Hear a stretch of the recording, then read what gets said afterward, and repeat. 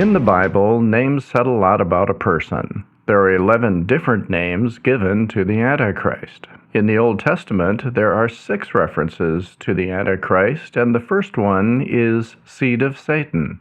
Genesis 3, verse 15, mentions the offspring or seed of Satan, which can be interpreted as the Antichrist. The second one is little horn. Daniel chapter 7 verse 8 describes the Antichrist as a boastful and powerful ruler who arises among the 10 kings or rulers of the one world government. The third is king of fierce countenance. Daniel 8 verse 23 highlights the cunning and intimidating nature of the Antichrist. The fourth is the prince that shall come. Daniel 9 verse 26 refers to the Antichrist as the coming prince who causes destruction. The fifth is the desolator. Daniel 9 verse 27 describes the Antichrist as the one who brings desolation to the Jewish temple at the midpoint of the 7-year tribulation. And the sixth is the willful king. Daniel 11 verse 36 refers to the Antichrist as a self-exalting and blasphemous king. In the New Testament, there are 5 more references to the Antichrist. The first is the man of sin. 2 Thessalonians chapter 2, verse 3 identifies the Antichrist as a man characterized by sin and rebellion. The next is the son of perdition. 2 Thessalonians chapter 2, verse 3 also describes the Antichrist as the son of destruction. The next is the lawless one. 2 Thessalonians chapter 2 verse 8 refers to the Antichrist as one who operates in lawlessness. The next is Antichrist itself. 1 John 2 verse 22 specifically denotes him as the one who denies Christ. And then the fifth or the 11th description in the Bible is the beast. Revelation chapter 11 verse 7 describes the Antichrist as the beast who rises out of the abyss and makes war against the saints. In summary, the one we call Antichrist exhibits extreme pride and self-importance and opposes God's people and God's plan. He speaks blasphemies against God and exalts himself as God to be worshipped above all others. He is skilled in manipulation and lying and is able to attract and influence people by charming them. He defies all forms of law and authority and causes widespread destruction, especially against God's people. He also receives power and authority from Satan, that is, the dragon referenced in Revelation, and commands fear and respect through boldness and fierceness. Since this portion of our study is centered on pre-tribulation events, let's look at how the Antichrist might rise to a position of great influence and authority to the point that the 10 rulers of the one world government allow him to negotiate and sign a peace treaty with Israel. To do this, he would need a combination of the right education, well-developed skills, and a strong social network. Educationally, he would want a degree from a well-known, prestigious university to provide credibility and networking opportunities with influential figures. A degree in political science or international relations would give him a good understanding of the dynamics of global politics and diplomacy. A degree in law would provide the knowledge of legal systems, which can aid in navigating and manipulating political structures. A degree in economics would provide expertise in economic policies and financial systems crucial for gaining control over economic mechanisms. And don't rule out a boarding school or a military school, which would give a strong working knowledge of hierarchy and an understanding of military tactics and strategies to help in both defense and asserting control. Regarding skills, he would want to develop skills in charismatic leadership, such as public speaking with exceptional oratory skills to inspire and persuade masses, negotiating and diplomacy to broker deals, mediate conflicts, and establish peace treaties, and psychological insight to understanding human behavior to manipulate and influence people effectively. He would also want to develop skills in strategic thinking, such as long-term and visionary planning, with the ability to execute complex long-term strategies. and adaptability and flexibility to adapt to changing circumstances and environments. Lastly, he would need skills in technology, such as digital communication and the mastery of social media and digital platforms to spread influence and control information, and cybersecurity to protect his interests and possibly exploit weaknesses in others.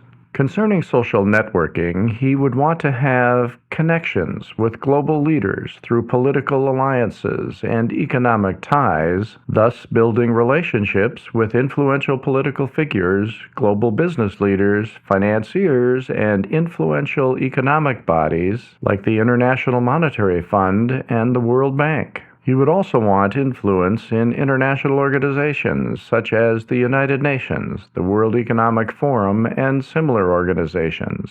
He would likely seek involvement in non-government organizations and powerful think tanks to shape global policy and opinion. He would also want a social media presence that would be essential so that he could facilitate frequent appearances and a positive portrayal in major news outlets. Having a strong, controlled presence on social media platforms would be needed to engage with a global audience and shape public perception. Lastly, he would want to appear as a philanthropist supporting global social causes and charitable activities such as poverty alleviation, climate change, and so on to cultivate an image of a benevolent, progressive leader concerned with global issues. To summarize, the Antichrist would likely be a highly educated, charismatic individual with exceptional strategic and leadership skills. He would have a solid background in politics, law, and economics, and be adept in digital communication and cybersecurity. His social network would include powerful political, economic, and media figures, and he would be actively involved in international organizations and philanthropic activities. These attributes and connections would enable him to rise in influence and authority, setting the stage for his eventual dominance. Artificial intelligence, or AI, and emerging technologies would be very helpful for the Antichrist in many ways. Just to name a few, AI would benefit his education as he could leverage AI for personalized learning, gaining rapid and deep insights into complex subjects, and to utilize AI-driven platforms to provide advanced simulations and scenarios for political and economic strategy. He could also use AI for data analysis to predict political trends, analyze public sentiment, and make informed decisions to ensure career success. AI could also assist in crafting his persuasive speeches and policies. Cybersecurity and surveillance would also be crucial, enabling him to protect sensitive information and exploit vulnerabilities in others. Advanced surveillance technologies could be used to monitor and manipulate public opinion and political opponents. Surveillance data could be used to create digital propaganda and social media algorithms to target the propaganda, spreading his influence and controlling narratives in both traditional and digital media.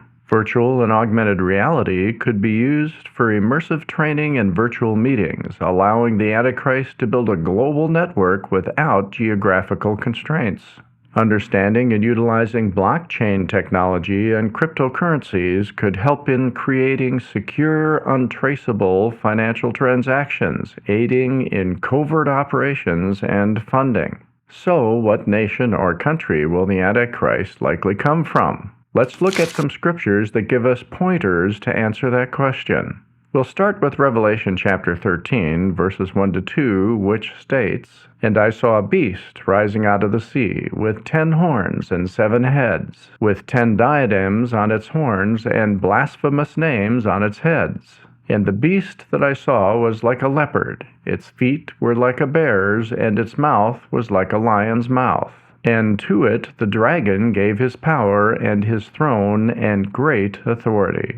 The beast in Revelation 13:1 is the same as the fourth beast in Daniel chapter 7, verses 7 to 8, which we learned in our 2 previous lessons is the revived Roman Empire or one world government, and the 10 horns are the 10 rulers overseeing the operation of this one world government.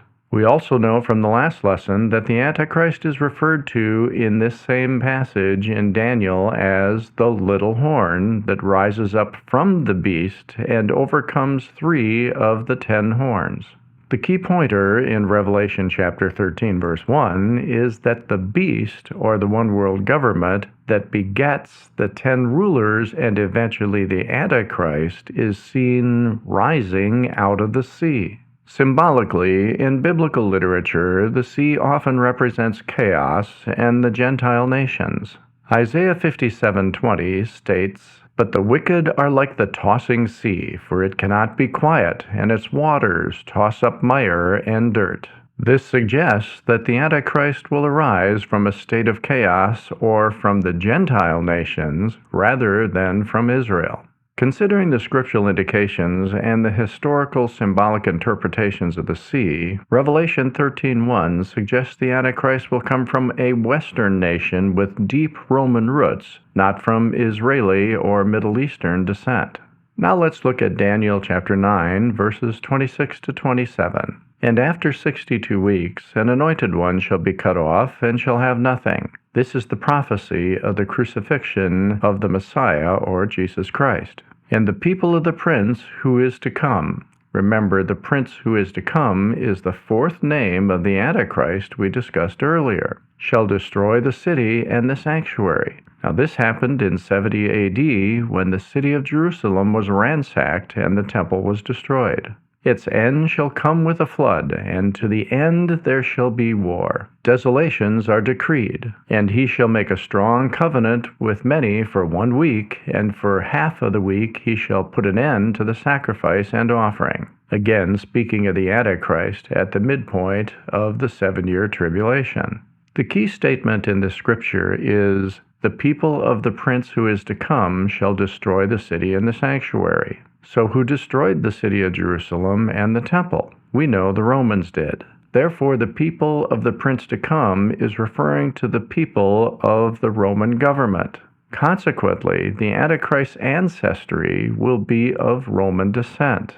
That said, it is most likely that the Antichrist will emerge from one of the European nations that adopted elements of Roman law or evolved from the Latin language of the Romans into the Romance languages of Italian, French, Spanish, Portuguese, or Romanian, or followed the design of Roman infrastructure of roads, aqueducts, and urban planning principles, or even adopted Christian traditions established by the spread of Christianity through the Roman Catholic Church.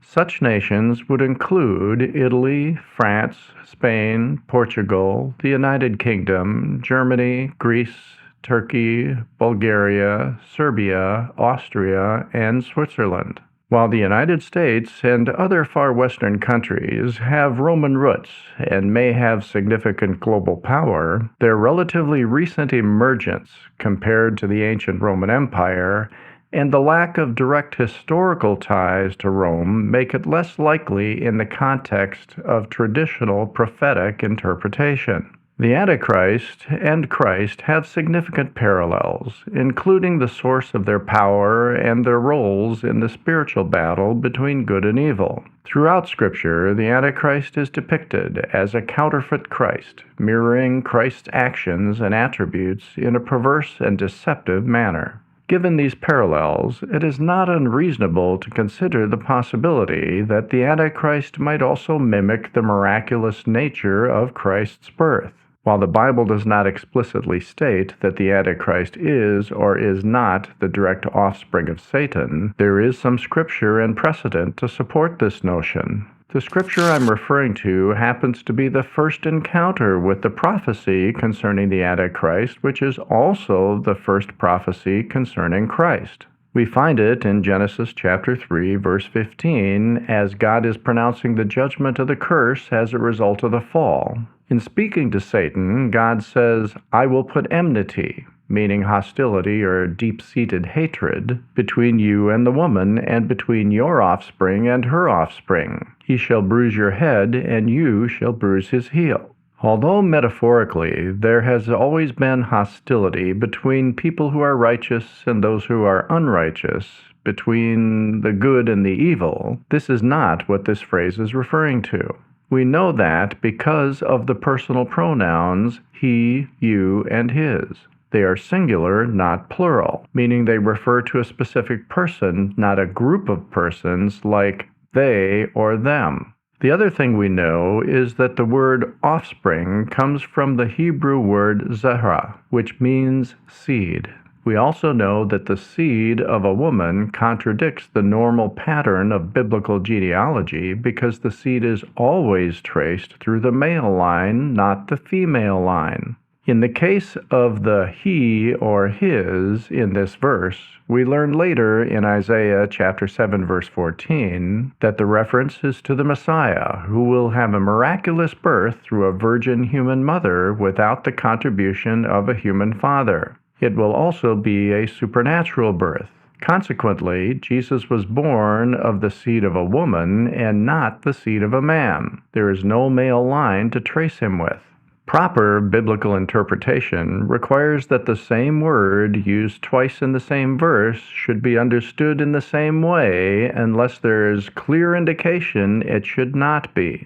In this case, there is no clear reason to change the meaning of the word seed. That said, if Christ was born of the seed of a woman, then the Antichrist, again staying with the singular, will be born of the seed of Satan. In other words, if we are to be consistent, the Antichrist will also have a supernatural birth.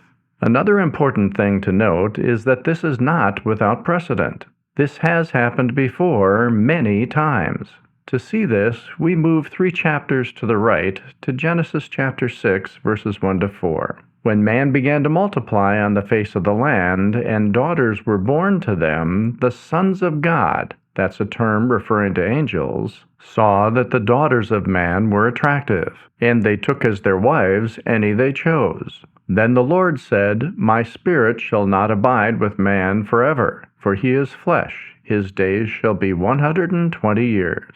The Nephilim were on the earth in those days, and also afterwards, when the sons of God came into the daughters of man, and they bore children to them. These were mighty men who were of old, the men of renown. In this account, we have many angels that fell with Satan who became demons. Whenever angels appeared to humans, they always appeared as young men, never as old men, and never as women. As a matter of fact, they were often mistaken for young men. In this case, they took human wives and conceived human children. This was Satan's attempt to corrupt the bloodline that would lead to the Messiah. Fortunately, Noah's line was still clean and blameless. So God brought the great flood to cleanse the earth and destroy all of mankind except for Noah's family, so the bloodline would remain pure. According to 2 Peter chapter 2:4 and Jude chapter 1 verse 6, the angels that committed this abhorrent behavior were bound by unbreakable chains and cast into the bottomless pit of torment and suffering until they finally are consigned to eternal judgment in the lake of fire. While this perspective of the Antichrist's birth remains speculative and interpretive, it aligns with the broader biblical narrative emphasized by the biblical precedents such as the Nephilim and a consistent interpretation of the Hebrew language in Genesis 3 verse 15. It also highlights the parallels between Christ and the Antichrist, particularly in their origins and empowerment. Further, the absence of an explicit denial in Scripture suggests it is at least worth consideration. The last question that naturally follows is, what about the Antichrist's mother? Considering the parallels and the notion of the Antichrist being a counterfeit to Christ, we can infer certain characteristics that the Antichrist's mother might possess to serve as a counterfeit to Mary. This hypothetical framework draws on the characteristics of Mary as described in the Bible and then inverts or perverts them to fit the nature of the Antichrist. The Antichrist's mother will no doubt play a significant role in his upbringing, nurturing him in ways that align with Satan's deceptive and rebellious plans. Her influence might shape the Antichrist's character and mission just as Mary's influence shaped Jesus. The primary characteristics of Mary were purity and virtue. Mary is often described as a virtuous and pure young woman who found favor with God, according to Luke chapter 1, verses 27 to 28. Humility and obedience. Mary exhibits humility and obedience to God's will, accepting her role with faith and submission, according to Luke 1:38.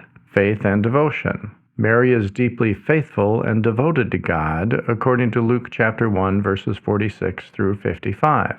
Now let's look at the hypothetical characteristics of the Antichrist mother. In contrast to Mary, her characteristics would likely include moral corruption and deception.